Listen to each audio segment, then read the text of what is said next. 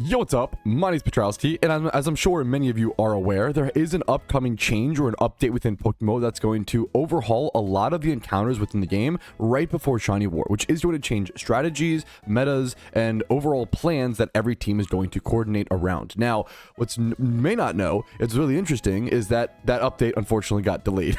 Okay, a lot of you probably know about that. That sucks. I made a video saying this sucks, and it does just suck. It sucks for everybody. But thankfully, the devs did go ahead and release an updated list of the tier chart. Now, this does not give us all the information for the most part. We don't know like whether these are ×5 or ×3 hordes or single encounter or whatever, but it gives us some information heading into the 27th, which is when that update will come out, is on the 27th Monday. This will help us plan around some things, and it also gives us a lot of information that I'm going to go through today and try to explain to the average player so you can plan your shiny hunts or any other shiny hunting teams. But you probably already know this if you're in like a high level team. But let's go ahead and break it down. We're going to be comparing this list to previous year's list and noticing any big differences. The first major difference is that last year we only had 6 tiers and this year we have 7. So there's already a new extra tier added entirely.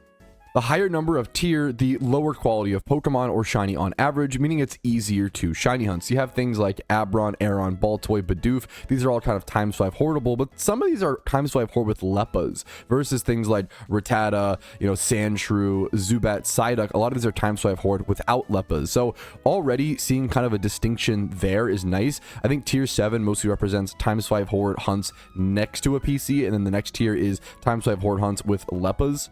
Okay, but that's the overall explanation. What we really care about here is seeing what Pokemon went from tier 0, tier 1, or tier 2 over to tier 3 or 4. I think that's what's really interesting in this list, meaning that these Pokemon that are potentially rare shiny hunts might get easier shunts. Now, one of the biggest changes is a lot of the Pheno shiny hunts that are egg shunts, things like Alomomola, things like Emolga, Ducklet, Audino. These have actually gone down to tier 1, as opposed to in previous years where Alomomola, Audino, and a lot of those other Pokemon, Ducklet, Emolga, have all been tier 0. So that's one of the first things I notice. I also notice Krogunk. Krogunk has actually gone from tier 2 down to tier 3, which potentially implies an easier shiny hunt. Tropius has also gone from tier 2 in 2025 now down to tier 3 in 2026, implying potentially an easier shiny hunt, which I would love for Tropius.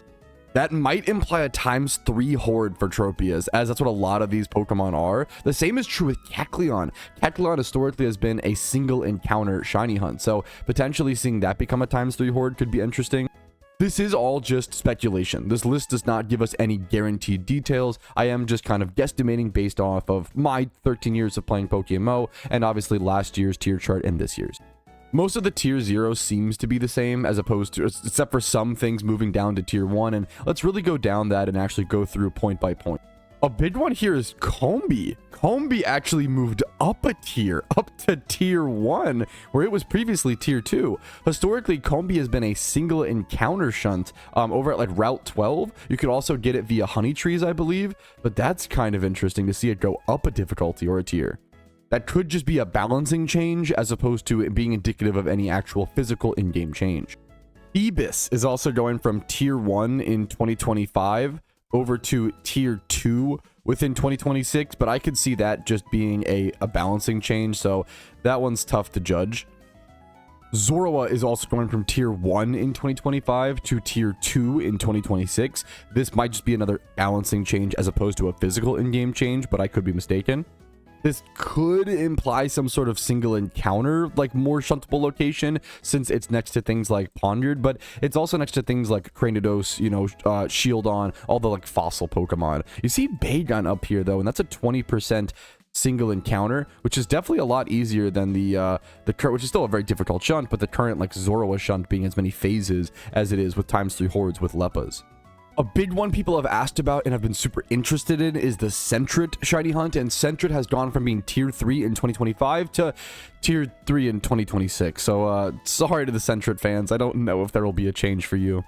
But who's to say? Look at the company that Sentret is surrounded with here. Sentret is typically a single encounter shunt, to my knowledge. It's actually like a weirdly difficult shunt. There's no way to ×5 horde for Sentret, and people really like shiny Sentret, and going for like Furret and stuff like that. In previous years, it's in the same tier as Bagon. I think that is no longer the case. Bagon is in tier 4 and Sentret is in tier 3 this year, with Pokemon like Dratini and Tauros who have ×5 hordes, Pokemon like Jinx, but also Staryu, which is a single encounter. So it is kind of weird to me to see something like Staryu in the same tier as like, I guess, Dratini. To be fair, these hordes are once again 20/80 splits, so it makes sense. Staryu ends up being like I think a 200 or 300 hour hunt if I recall correctly, and then Dratini, actually that makes sense. I think Staryu is like a 150 hour hunt on average if it takes you like 1.5 phases is the math or some shit, and then Dratini is a 150 hour hunt on average as well. So that's like pretty well balanced weirdly. So maybe Sentret gets some sort of, what would it have to get? Sentret could get a split horde, like a 20/80 horde, similar to Dratini actually. That would be really interesting to see and make it like a 150 hour hunt on average. If you're wondering where I'm getting that 150 number, it's because you need to do 5 ×5 horde hunts on average to get Dratini. And if 1 ×5 horde hunt, which is 30,000 encounters, 30,000 divided by about 1,000 encounters per hour on average is what you're doing, ends up with about 30 hours. So 30 times 5 equals 150. That's where that number comes from. If you don't know, that's generally what those hunts take. But there's a lot of RNG there. Obviously, like you could go lucky, you could get the Dratini early, but on average, when you talk about shiny hunting, you always talk about on averages. So on average, about a 150 hour hunt. So it's possible we see Sentret get like a 20/80 split horde. I could see that for sure. Hold up, I don't know how I didn't notice this sooner, but this might be one of the biggest changes on this list. Larvitar is now tier 4. That is a big shift because that's a 20/80 horde split Pokemon. That might mean we might be getting a better Larvitar spot, which would be pretty shocking because we already got a Larvitar upgrade within the past year or so. This might represent, yeah, I think this must represent some sort of like ×5 horde Lepa Larvitar spot. That's so interesting. That isn't at Mount Silver. I would be a little bummed to see Larvitar get a spot outside of Mount Silver. Maybe it's a buff to the Mount Silver spot. That'd be kind of interesting. I think I like right now that the whole point of Mount Silver, I don't want to get ahead of myself. Obviously, we're just guesstimating, right? But it'd be a little sad to see a new Larvitar. Larvitar's a cool Pokemon. I could see it being a ×5 horde hunt, like 50/50 or like better split than the Mount Silver spot. But I do like the idea of like the end game content rewarding you. Mount Silver giving you the best shiny hunting spot for a Pokemon as, beloved as Tyranitar, I think is really, really good game design to make people have to earn that shiny hunt. It'd be a little sad to see it get some other spot, but if they just buff the Mount Silver spot, I think it'd be pretty neat. Execute, the cute little golden eggs, have also gone from tier 2 within 2025 down to tier 3 within 2026, potentially implying an easier shiny hunt. We also see Farfetch'd there. It's been widely guesstimated that Farfetch'd will get some sort of ×3 horde, and we see it next to Pokemon like Growlithe, Vulpix, Jinx, Magmar, Tauros, which all have like different hordes depending on the either day or night cycle within game or other factors. For example, like Jinx doesn't depend on the day or night cycle, but it's a ×5 horde, I believe 50/50 split with Delibird at the very bottom of a cave in Johto where you have to use Lepa Berries, and it's very, very far from a PC.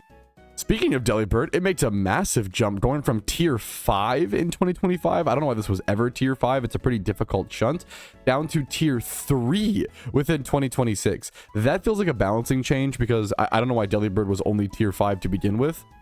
But I think that is it for everything that I wanted to go ahead and try to talk about here and predict. I'm curious to see what I got right, what I got wrong up here on the 27th. We'll be seeing this update very, very soon within the game itself. I hope you guys enjoyed this video, and while this little tier chart being out does not totally fix the update being delayed, I think it is a nice little gesture, even though, once again, it is frustrating. It is deeply frustrating, and it sucks that the PokeMMO developers consistently kind of have to delay updates, and they consistently, in my opinion, disrespect the players' time in that regard. I think that is a very valid and fair critique. What is not a valid and fair critique is saying the devs hate the players and that they're just stupid and dum-dums and big ol' idiot head. Make sure you know the difference, pretty please. It's really important in frustrating times to feel frustrated and allow players to be angry and upset, but also draw a line and not allow people to draw attacks or insults towards any specific person. The developers are people too, even though they have rough days at their job, and that affects a ton of people. They also are just people having rough days at their job and making mistakes. It's okay and it's good to be frustrated. Just make sure you don't take that out on others. Pretty please. That is the main thing here to discuss.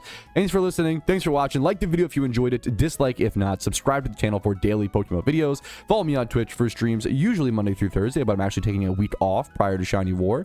Discord's down below if you're interested in that. And if you want to go above and beyond and support the content, YouTube memberships, Twitch Primes, Twitch subs, and PayPal and Venmo donations are appreciated. Have a great day. I'll see you guys later. But for now, peace, Reno. Yo, what's up? Outro Patrouski here, and I want to take this moment to say thank you to everybody who goes above and beyond, and thank you as the viewer to making it to the end of the video. I hope it was helpful today and maybe even a little bit of fun. Thanks again for watching, and have a good one.